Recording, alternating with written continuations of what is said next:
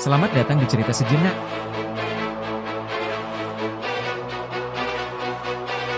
Belakangan ini, spekulasi tentang adanya dukungan Rusia terhadap Hamas mulai mencuat dan memicu perdebatan di panggung internasional.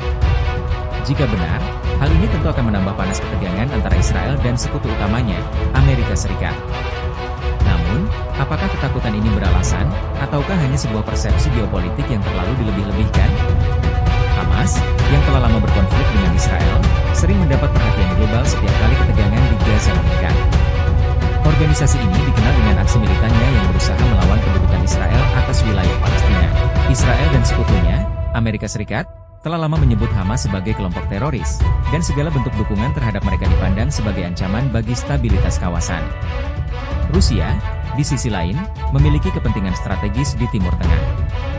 Dengan kehadirannya yang kuat di Suriah dan hubungan diplomatik yang luas di seluruh kawasan, termasuk dengan aktor-aktor seperti Iran, Rusia memiliki posisi unik dalam permainan geopolitik Timur Tengah.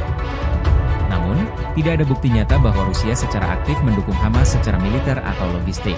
Jika ada, hal itu tentunya akan menjadi sumber kekhawatiran besar bagi Israel dan Amerika Serikat.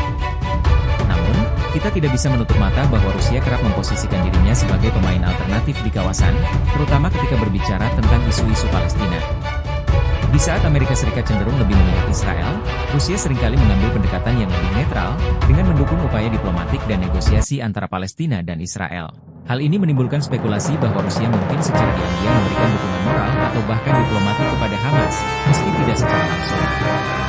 Bagi Israel dan Amerika Serikat, hanya bayangan adanya pengaruh Rusia dalam konflik ini sudah cukup untuk meningkatkan kekhawatiran. Hubungan yang semakin memburuk antara Washington dan Moskow, terutama setelah invasi Rusia ke Ukraina, juga turut memperkeruh situasi. Setiap tindakan Rusia yang dianggap mendukung musuh-musuh Israel dapat diinterpretasikan sebagai bagian dari strategi besar Rusia untuk melemahkan dominasi Barat di kawasan.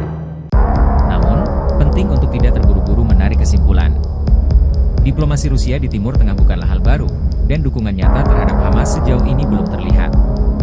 Jika Rusia benar-benar mendukung Hamas secara terbuka, hal itu akan membawa konsekuensi besar, termasuk isolasi internasional dan mungkin sanksi tambahan dari Barat. Pada akhirnya, meskipun ketakutan Israel dan Amerika Serikat terhadap potensi dukungan Rusia untuk Hamas dapat dimengerti dalam konteks geopolitik yang lebih luas, klaim ini perlu diteliti lebih lanjut dengan bukti yang jelas. Di dunia diplomasi dan politik internasional, persepsi seringkali sejalan dengan kenyataan.